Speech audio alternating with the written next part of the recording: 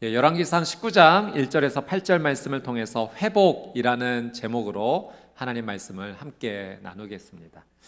오늘 말씀에는 엘리야가 등장을 합니다. 이 엘리야는 정말 하나님께 특별하게 쓰임받은 하나님의 사람입니다.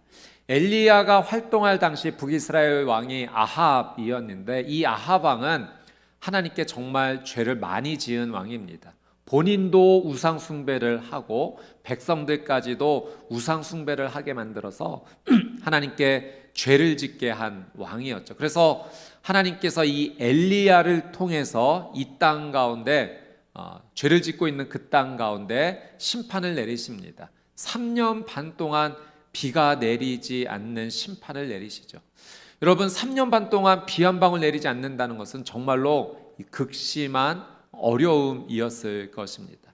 또 이런 상황 가운데 엘리야는 우상을 섬기는 선지자들과 영적 대결을 갈멜산에서 갖게 됩니다. 바알을 섬기는 우상을 섬기는 선지자 450명, 아세라를 섬기는 선지자 400명, 이 850명과 엘리야 혼자 대결을 하게 되는 거죠. 이 갈멜산에서 제단을 쌓고 그 위에 번제물을 올려놓은 뒤에 기도했을 때 하늘에서 불을 내려주는 신이 진짜 신 하나님이다라는 이 영적 대결을 펼칩니다. 아침부터 정오까지 바알을 섬기는 선지자들이 난리를 핍니다. 그들의 신의 이름을 부르죠. 아무런 일도 일어나지 않으니까 그들의 몸에 칼을 대서 피를 흘리면서까지 그들의 신의 이름을 부르지만 아무런 일도 일어나지를 않습니다. 이제 엘리야가 나서게 됩니다. 엘리야가 제일 먼저 한 것은 그 무너진 여호와의 제단을 다시 보수하기 시작합니다. 이스라엘의 지파의 숫자대로 12개의 돌을 취해서 그 제단을 보수하고 그 위에 번제물을 올려놓은 뒤에 제단 주위로 도랑까지 파게 됩니다. 그리고 거기에 물을 부어서 도랑이 가득 차게 한 거죠. 불이 내렸을 때 진짜 불을 내려주시는 분이 하나님이심을 보이기 위함입니다. 엘리야가 간절하게 기도했을 때 하늘에서 불이 내렸고 그 번제단의 제물을 다 태울 뿐만 아니라 번제단 주위에 도랑에 가득했던 물까지 다 말릴 정도로 하나님께서 큰 불을 내려주십니다. 이때 엘리야가 이 바알을 섬기는 이 선지자들을 백성들로 하여금 잡으라고 하고 기손골짜기로 데려가서 이들을 다 죽이게 됩니다. 또 이후에 또 어떤 일이 일어납니까? 하나님께서 엘리야에게 뜻을 알려주셔서 엘리야가 하나님께 간절히 기도했을 때 3년 6개월 동안 내리지 않았던 그 비가 내리기 시작했던 거죠. 여러분, 이 엘리야를 보면 정말 하나님께 쓰임받은 특별한 사람 아닙니까? 기도의 능력이 있었던 사람이에요. 그가 기도했을 때 하늘에서 불이 내리기도 하고 그가 기도했을 때 비가 내리지도 않고 비가 내리는 그렇게 하나님께 쓰임받는 위대한 사람이었습니다. 그런데 이런 특별한 엘리야의 삶 가운데 어려움의 문제가 발생하게 됩니다. 그것이 바로 오늘 본문의 말씀인데요. 어떤 일이 일어났는가? 오늘 본문 1절, 2절 말씀 우리 같이 한번 읽어보도록 하겠습니다. 1절과 2절입니다. 시작.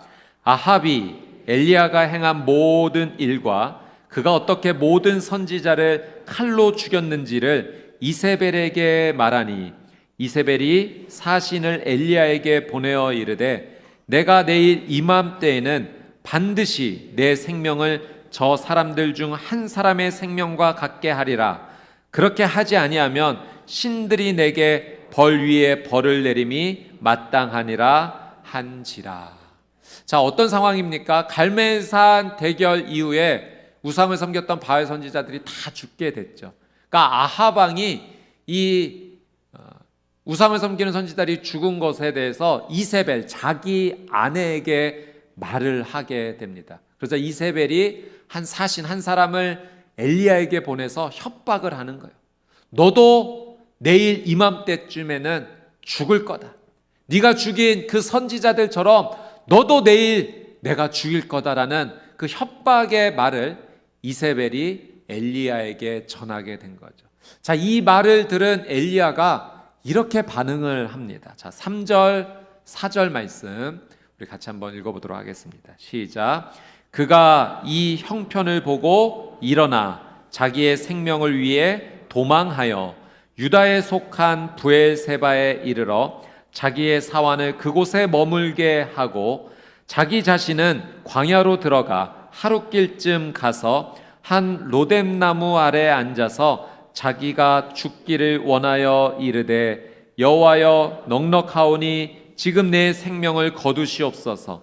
나는 내 조상들보다 낫지 못하니이다 하고. 자, 이세벨의 이 협박 속에서 엘리야가 브엘세바로 몸을 피신하게 됩니다. 함께했던 자기 종 사환을 그곳에 남겨두고 엘리야는 하룻길을 혼자서 더 깊게 들어갑니다. 광야로 들어가서 하룻길을 더 걷게 되고 이제 그 로뎀나무 그곳에서 쓰러져 버리게 됩니다. 여러분, 광야는 어떤 곳입니까? 아무것도 없는 땅이에요. 먹을 것을 찾기도 힘들고 또 피하고 쉴 곳이 마땅치 않은 곳이 바로 광야입니다. 엘리야가 그 광야로 들어가서 지금 로뎀나무 아래 쓰러져 있는 거예요. 로뎀나무가 이름은 참 예쁘지만 그렇게 화려한 나무가 아닙니다. 그냥 쌀이 빗자루 거꾸로 세워놓은 듯한 볼품없는 나무예요. 그저 사람 몸 하나 정도 누울 수 있는 그늘 정도 만들 수 있을 뿐입니다. 자, 여러분, 이 엘리야의 삶의 변화를 한번 좀 보십시오. 하나님께 아주 특별하게 쓰임받았던 사람 아닙니까? 옆에서 엘리야의 모습을 봤다면 참 엘리야 대단하다. 저 사람은 성공한 사람이야. 어떻게 하나님께 저렇게 쓰임받을 수 있을까? 기도하면 하늘에서 불이 내려. 기도하면 하늘에서 비가 내려. 정말로 하나님께 쓰임받는 특별한 사람이야 라는 인정을 받았던 사람인데 하루아침에 지금 광야길로 들어가서 죽고 싶다라고 말하는 거예요. 이제 모든 것을 다 내려놓고 싶다라고 말합니다. 하나님, 이제 그만두고 싶습니다. 내려놓고 싶습니다. 포기하고 싶습니다. 저 그냥 죽여주십시오라고 엘리야가 지금 말하고 있다는 거죠. 엘리야의 지금 이 모습은 완전히 번아웃된 상황이죠. 완전히 탈진하였습니다. 자, 오늘 우리는 이렇게 완전히 탈진한 엘리야가 어떻게 하나님 안에서 회복하게 되는지를 저희가 함께 나누고자 합니다. 하나님께서 엘리야를 포기하지 않으셨어요. 엘리야를 회복하여 주셨습니다. 오늘 이 자리 가운데, 오늘 이 예배 자리 가운데 나오는 성도님들 가운데 육신적 고통으로 인해서, 심적 아픔으로 인해서, 삶의 고단함으로 지치고 힘든 우리 성도님들이 계실지 모르겠습니다. 하나님께서 오늘 여러분을 회복하여 주실 줄 믿습니다. 오늘 이 예배를 통하여, 이 말씀을 통하여 우리 성도님들을 붙잡아 주고 계신 거예요. 오늘 이 예배 가운데 말씀을 통하여 하나님 주시는 회복의 은혜, 엘리야에게 주셨던 그 은혜가 여러분에게 가득하게 되시기를 주님의 이름으로 축복합니다. 제게도 탈진이 한번 찾아왔던 적이 있습니다. 어느 날 제가 머리가 한쪽이 너무 아파서 이 통증이 너무 심하더라고요. 병원에 가서 머리가 너무 아프다고 이제 약을 처방받는데 약이 듣지를 않는 겁니다. 그리고 좀 시간이 지나자 이마 쪽에 피부가 부풀어 오르기 시작하더라고요. 그 모습을 보고 그 옆에 계셨던 한 분이 이거 대상포진 같은데요 라고 말하는 겁니다. 그래서 저는 그때 대상포진을 처음 경험해봐서 몰랐던 겁니다. 그래서 긴급히 병원 응급실에 가서 약을 처방받으니까 그때서야 통증이 사라지더라고요. 머리 쪽에 그 대상포진이 와서 마치 송곳으로 이렇게 찌르는 것처럼 그 신경 통증이 그렇게 아프게 왔고 또 머리에 피부 발진이 이마 쪽에 났던 거죠. 근데 이거는 그 외적인 어떤 현상의 일부였습니다. 더 심각했던 것은 마음에 탈진이 왔다는 거죠. 마음의 의욕 상실이 찾아왔습니다. 이 마음의 의욕 상실이 찾아오니까 모든 의욕이 다 소멸되더라고요. 그러니까 제가 이것도 나중에 알게 됐습니다. 이것이 우울증의 한 증상이라는 것을 나중에 알게 됐어요. 당시에 어떤 일 때문에 스트레스가 좀 있었는데 그게 제 안에서 그냥 터져버린 겁니다. 그리고 육신적으로는 면역력이 떨어져서 대상포진이 왔던 거고, 또 심적으로는 이 우울증의 증상이 찾아왔던 겁니다. 제가 이 우울증을 경험해 보니 몇 가지 특징이 있더라고요. 마음에 기쁨과 의욕이 완전히 사라졌습니다. 마치 그 태양볕에 흐르던 시냇물이 완전히 다 말라버리듯이 마음 가운데 흐르는 의욕의 물줄기, 그 기쁨의 물줄기가 다 하나도 없이 사라진 느낌이었어요. 잠을 자고 싶지도 않고 뭘 하고 싶지도 않고 먹고 싶지도 않은 그런 상황이었어요. 벗어나고 싶다, 도망가고 싶다라는 마음이 가득하더라고요. 그러니까 지금 엘리야에게 나타나는 그 모습과 똑같았습니다. 여러분, 지금 엘리야는 이세벨의 이 협박 속에서 마음이 완전히 무너져 내린 겁니다. 그래서 브엘세바로 도망을 갔고 거기에 종을 남겨두고 또 혼자서 광야길을, 하룻길을 혼자 더 들어갔던 거죠. 혼자서 굴을 파고 더 깊게 들어갔던 겁니다. 지금 엘리야의 삶의 모습은 의욕과 기쁨이 완전히 사라진 모습입니다. 혼자 있고 싶은 모습. 그리고 그 로뎀 나무에서 하나님께 뭐라고 말합니까? 하나님, 이제 그만하고 싶습니다. 죽여주십시오. 저 그만 살고 싶습니다. 죽고 싶습니다. 그 말만 하고 있는 거죠. 자, 4절 말씀 한 번 더 같이 한번 보도록 하겠습니다. 4절 말씀 있습니다. 시작. 자기 자신은 광야로 들어가 하룻길쯤 가서 한 로뎀 나무 아래에 앉아서 자기가 죽기를 원하여 이르되, 여호와여, 넉넉하오니 지금 내 생명을 거두시옵소서. 나는 내 조상들보다 낫지 못하니이다. 여러분, 마지막에 뭐라고 말하는지 한번 보십시오. 엘리야가, 나는 내 조상들보다 나은 게 하나도 없습니다. 여러분, 이렇게 말하는 것은 지금 엘리야의 자존감, 엘리야 안에 있었던 자신감이 다 사라진 거예요. 완전히 마음의 탈진과 이 우울증의 증상이 찾아오니까 다른 사람과 비교해 볼 때 자신은 너무나 초라하게 느껴지는 거예요. 그래서 하나님 앞에 죽고 싶어요. 그만하고 싶어요. 지금 도망 나와서 나는 우리 조상들보다 비교해 보니 내가 나은 게 하나도 없습니다. 여러분, 정말 그렇습니까? 엘리야는 하나님께 정말로 귀하게 쓰임 받은 사람이에요.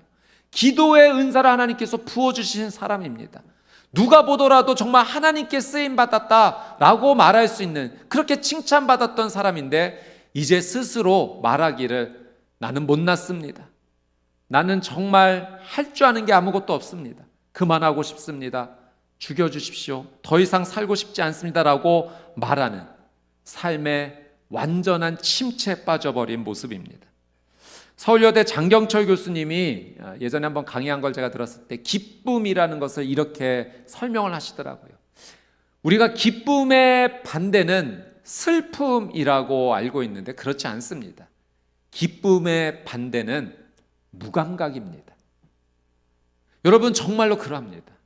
삶에 탈진이 오게 되면, 의욕이 사라지게 되면 무감각해지는 거예요. 뭔가 하고 싶다라는 의욕이 사라지고 기쁨도 완전히 사라진 그 감각이 없는 상황이 되는 거죠. 이러한 상황을 그대로 방치해서는 안 됩니다. 그냥 그대로 계속 방치하게 되다 보면 의욕과 기쁨이 사라진 그 자리에 사람은 다른 기쁨을 찾고자 하는데 그 찾고자 하는 기쁨이 거짓 기쁨이라는 거죠. 죄의 기쁨입니다.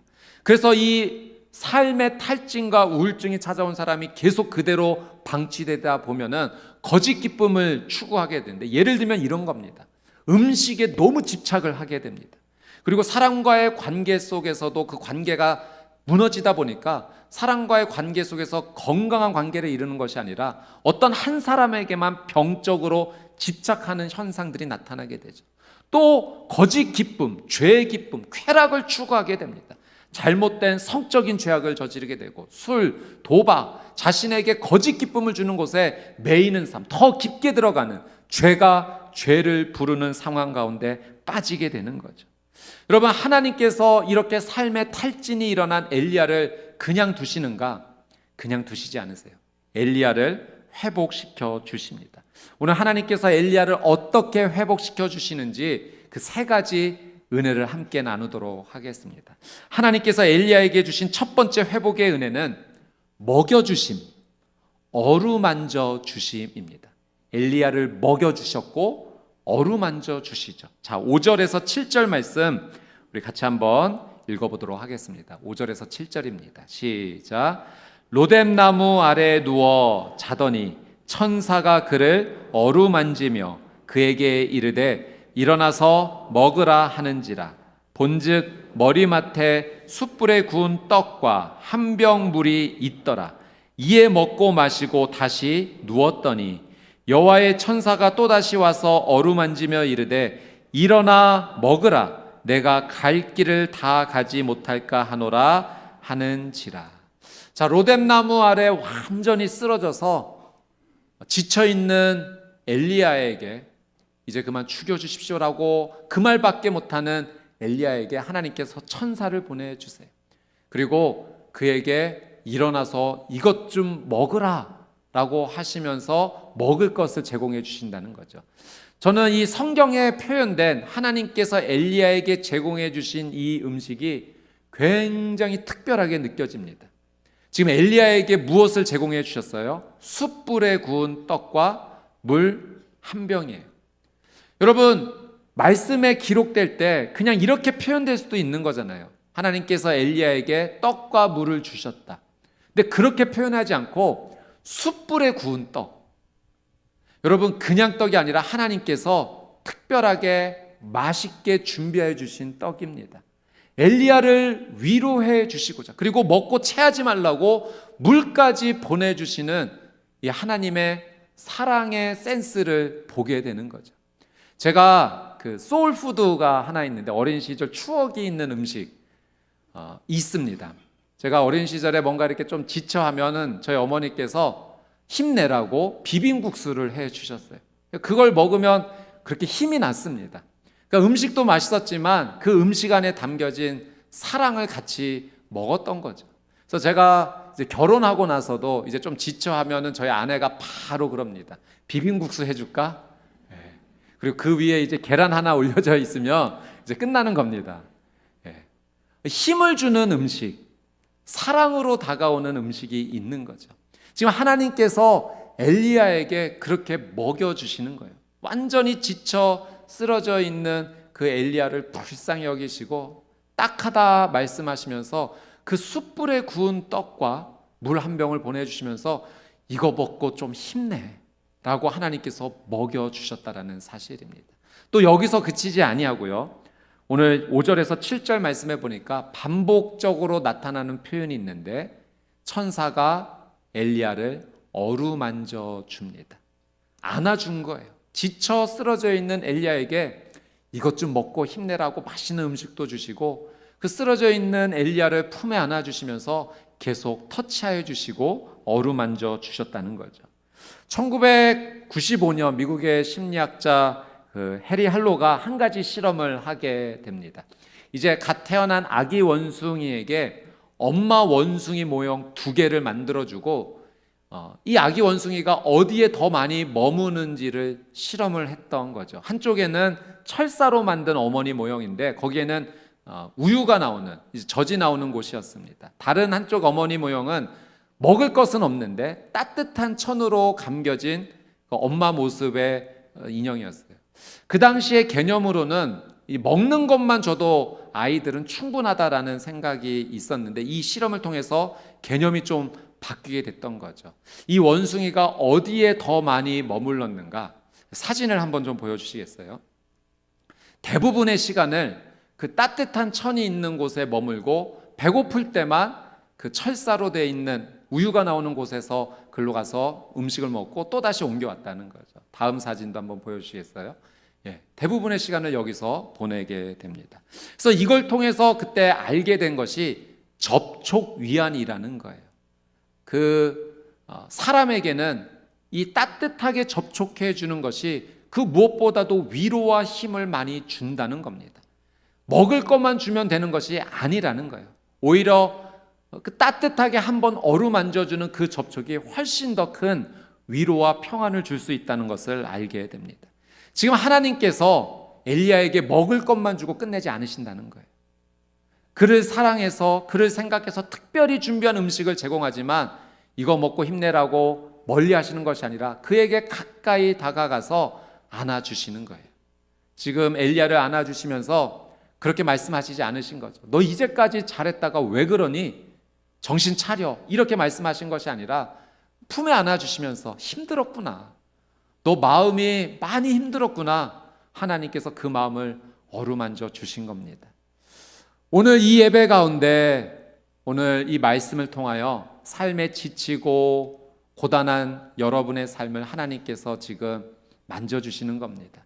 여러분의 삶 가운데 이 예배를 통하여서 영적인 음식을 공급하여 주시는 것이고 찬양과 기도와 말씀을 통해서 여러분의 지친 영혼을 안아주고 계십니다.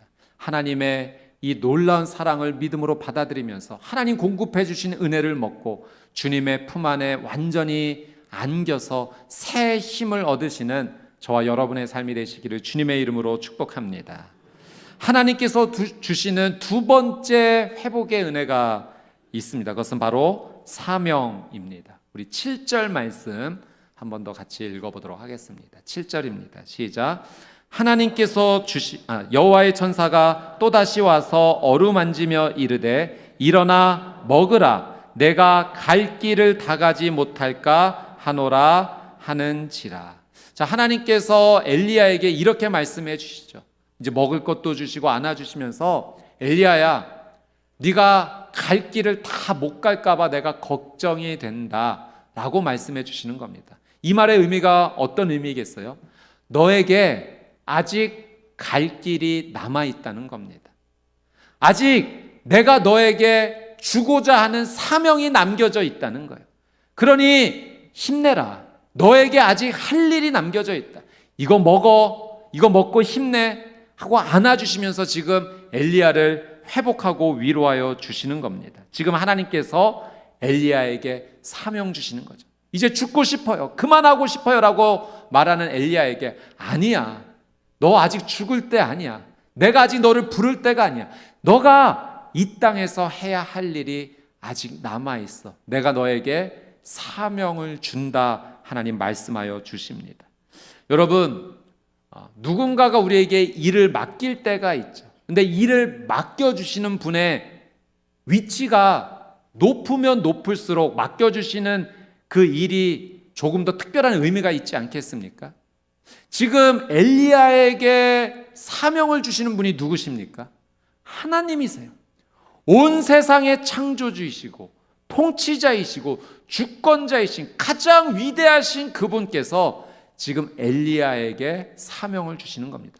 그것은 엘리야가 그만큼 소중하고 특별한 존재라는 것을 하나님께서 깨닫게 하여 주시는 거예요. 여러분, 사명을 발견한 사람, 사명이 있는 사람은 쓰러지지 않는 줄 믿습니다. 사명이 있는 사람은 죽지 않아요. 반드시 일어섭니다. 이 엘리야를 일으켜 세워주시고자 하나님께서 지금 사명을 주시는 거예요. 제게 그 우울증의 증상이 찾아왔다고 말하지 않았습니까? 그러니까 너무 힘들더라고요. 그때 제가 느꼈던 것이 뭔가 다시 시작하고자 하는 힘이 하나도 남아있지를 않았어요. 그래서 지금 이제 이 목회를 이제 그만 내려놔야겠다라는 그 마음의 결단까지 가게 됐습니다. 근데 제가 이제 부목회자로 있었기 때문에 담임 목사님을 찾아가서 상황을 좀 말씀드리고 잠시 목회를 좀 내려놓고 싶습니다라고 이야기를 드렸습니다. 정말로 그렇게 하려고.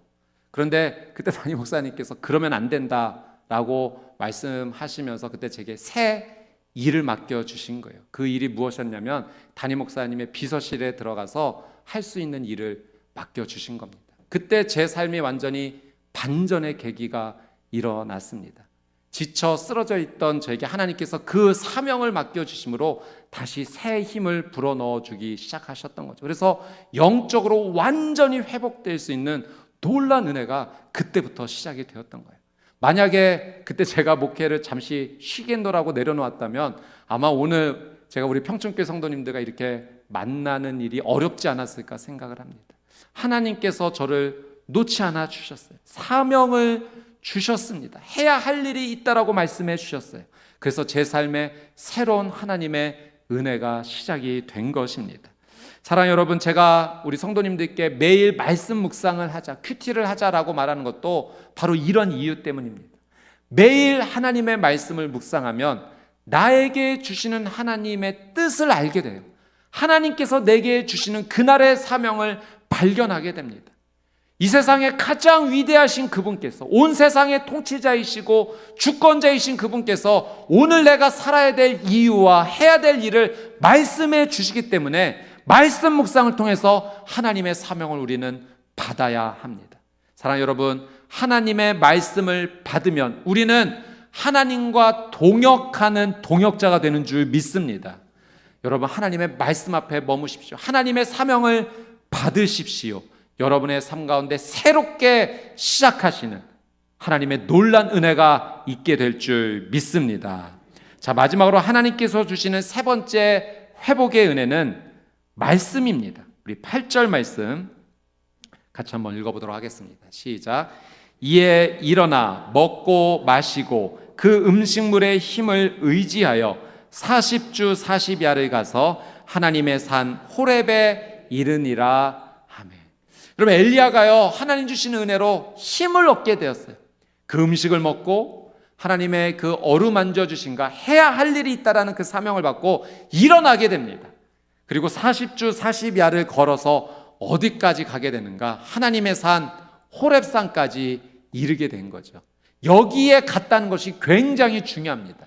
이 하나님의 산 호렙산은 하나님께서 이스라엘 백성들에게 율법을 주셨던, 말씀을 주셨던 바로 그 자리 아니겠습니까?